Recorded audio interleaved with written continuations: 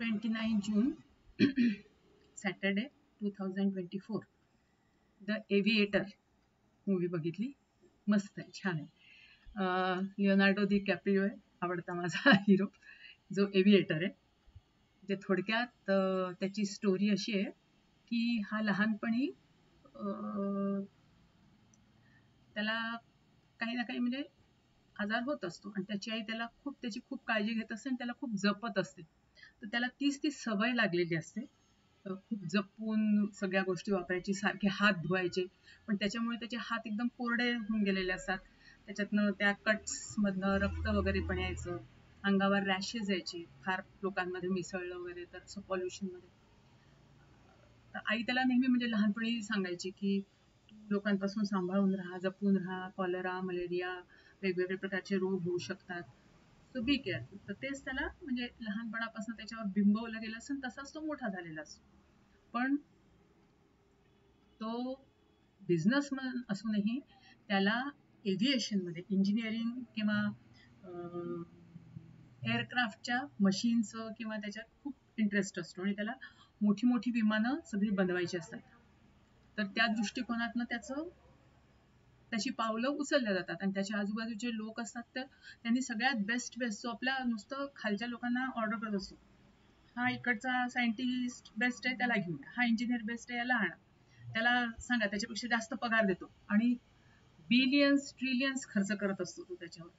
आणि प्रत्येक वेळेस ते सक्सेसफुल होत असतं आणि त्याला फक्त म्हणजे विमानं बनवायचीच नसतात, तर त्यांना जे काही तो बनवतो त्याच्यात त्याला फिल्म बनवायची असते. आपल्या फिल्ममध्ये त्या गोष्टी घ्यायच्या असतात आणि तो नेहमी गोष्टी लेडीजशी कम्पेअर करत असतो. लेडीजची बॉडी, लेडीजची फिगर. आणि मग त्याच्यामुळे त्याच्या याच्यावर सेन्सरचे खूप आक्षेप येत असतात. पण तो प्रत्येक वेळेस ते आक्षेप मोडून काढत असतो. आणि एकदा तर त्याला सीन घ्यायचा असतो की क्लाउड्स आहेत, त्यांच्यामधून असे सगळे त्याचे इतके सारे प्लेन्स जातात वगैरे. तर क्लाउड्सच नसतात. तो सारखं नुसतं तो म्हणतो मला नाही आर्टिफिशियल, मला नको आहेत, मला नॅचरल क्लाउड्स पाहिजे. आणि मग जेव्हा कळतं की कुठल्या तरी एरियामध्ये नॅचरल क्लाउड आहेत, सगळे तिकडे रश करतात आणि सीन म्हणजे होतो. आणि मग तो बेस्ट त्याला अवॉर्ड मिळतो त्या मूवीला. त्या मूवीचं काहीतरी नाव असतं, हेल्स एंजल वगैरे असं. आणि म्हणजे खूप त्याची वाहवा होते आणि त्याच्यामुळे म्हणजे तोही मुलींच्या खूप मागे असतो, मुली त्याच्या मागे असतात. तर तो त्यांचा म्हणजे वापर करत असतो प्रत्येक ठिकाणी. तर अशा याच्यामध्ये काही लोक त्याच्याशी जेलस असतात, काही त्याचा स्वभाव वगैरे खूप चांगला असल्यामुळे, हेल्पफुल असल्यामुळे आणि सगळ्यांशी खूप फ्रेंडली वागत असल्यामुळे सगळे त्याला मदतही करत असतात. पण ऍट द सेम टाइम तो सगळ्यांशी अंतर पण राखून असतो.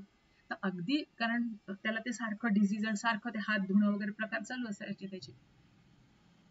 तर फक्त ते एक दोन लोकांनाच माहिती असतं की याला ही असं फोबिया पण आहे आणि डिझीज पण आहे. तर ते लोक डॉक्टरला बोलवायचे म्हणजे जेव्हा केव्हा त्याला काही व्हायचं असं वगैरे.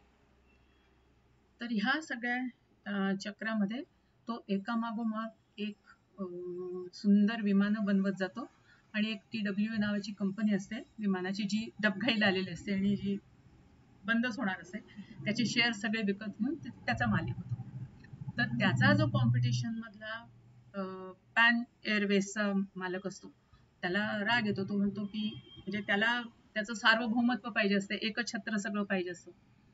तर तो त्याचं चालू असतात कुरूप, त्याच्याकडनं कुठे फ्लॉ, काही चूक होते का, काही आपल्याला आढळतं का, त्याची पूर्ण हिस्ट्री तो काढायला लावतो वगैरे. मग एकदा हा ठरवतो, ह्याचं नाव असते हॉवर्ड ह्यूज, तर आपल्या एव्हिएटरच्या हिरोचं नाव. तर एकदा त्याला मिलिटरी करता बेस्ट एरोप्लेन बनवायचं असतं की जे सगळे नुसतेच आपल्या पायलट्सना नाही किंवा फायटर्सना नाही, तर सगळा तो लोड त्यांचं जे काही वेपन्स असतात ते सगळे कॅरी करेल. तर ते तयार होतं. त्याला कितीतरी खर्च येतो, तो कितीतरी लोन घेतो आणि स्वतःचे पैसे टाकतो. आणि एअरफोर्सच्या लोकांना आपल्या इम्प्रेस करून तो त्यांच्याकडनं पैसे घेतलेले असतात त्यांनी. तर सुंदर ते एअरक्राफ्ट तयार होतं. तर तो म्हणतो मी दुसऱ्या कोणाला कशाला एन्जॉय, आणि त्याची स्पीड पण भयानक असते. तर तो म्हणतो मी दुसऱ्या कोणाला एन्जॉय कशाला करू, मी स्वतः ते ड्राईव्ह करतो. आणि ते उडवत असताना, तो एन्जॉय करत असताना त्याच्यात काहीतरी प्रॉब्लेम येतो आणि तो प्रॉपरली लँड करू शकत नाही आणि ते सगळ्या घरांना याच्यावर डिस्ट्रॉय करत करत डिस्ट्रॉय होतं. त्याच्यात हा खूप पेटली वुंडेड होतो, म्हणजे त्याच्या अगदी हाडांचा चुरा झालेला असतो आणि असं तसं सगळं प्रकार म्हणजे झाले असतं. म्हणजे जगतो का नाही हा प्रश्न असतो. त्याला ब्लड पण दुसऱ्याचं देतात तर त्यांच्या जवळचे ते म्हणतात की अरे बापरे, त्याला ते कळलं तर चालेल का नाही वगैरे. आणि अशा ह्याच्यात त्याच्या आयुष्यात एक हिरोईन पण आलेली असते. ती खूप छान गोल्फ खेळत असते, त्याच्यामुळे ते दोघं एकत्र आलेले असतात आणि ती पण त्याच्याबरोबर फ्लाईटची मजा वगैरे घेत असते. पण हा सारखं आपल्या त्या कामात कामात कामात असतो आणि मुलींच्या मागे तर असतोच. तर तिला तो राग येतो. ती म्हणते की ती त्याला मग सोडून जाते की मला आता दुसरा कोणीतरी आवडलाय, मी जाते, तू राहतेस. मग तो एक अगदी यंग गर्लला आपल्या घरी ठेवतो. पण परत मग आता हे ऍक्सिडेंट झाल्यावर त्याला ते लंगडत लंगडत म्हणजे जेव्हा बरा होतो तेव्हा मग भरपूर रिस्ट्रिक्शन्स असतात त्याच्यावर. मग त्याला असं वाटत असते ही बाहेर कुठे कोणाबरोबर अफेअर आहे का हिचं, सगळीकडे घरात मायक्रोफोन लावलेले आहे तिचं सगळं ऐकायला वगैरे. मग ती पण चिडते. मग तो म्हणतो की काढून टाका सगळं सगळं. एकच मुलगी असते की जी त्याच्यावर प्रेम करत असते पण तिला त्याच्याशी लग्न नसते करायचं आणि ह्यानी सगळ्यांना कोणालाच विचारलं नसतं त्या मुलींना, फक्त ते तिलाच विचारत असतं. ती दरवेळेस नाहीच म्हणत असते, त्याचे गिफ्ट घेत नसते, काही नाही. पण तीच दरवेळेस त्याला मदत करायला त्यांना म्हणून असते ती मदत करायला येत असते. आणि आता ह्या सगळ्या याच्यामध्ये त्याचे पैसे म्हणजे ऍक्सिडेंट होतो तर झालं, मग ते एअरफोर्सला तो देऊ शकत नाही जेवढे प्रॉमिस केलं असते एअरक्राफ्ट. मग हा पॅनवाला त्याचा फायदा घेतो, पॅन एअरवेजवाला. तो फितवतो सिनेटरला आणि म्हणतो की त्याच्या अगेन्स्ट आपण केस करायची. आधी तो जाऊन त्याच्याशी बोलायचा प्रयत्न करतो पण हा म्हणतो मी माझी कंपनी तुला विकणार नाही, मला किती लॉस होऊ दे. तर हे लोक मग त्याच्या अगेन्स्ट कुठले कुठले हे लावतात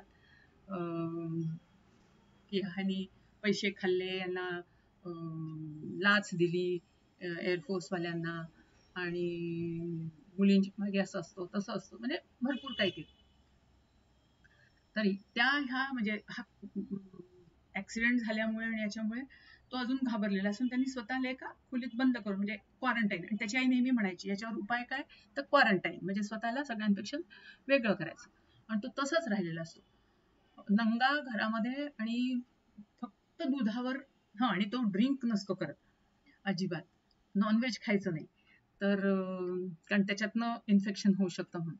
तर दूध पिऊन त्याच बाटलीमध्ये युरिन करत असतो त्या खोलीमध्ये.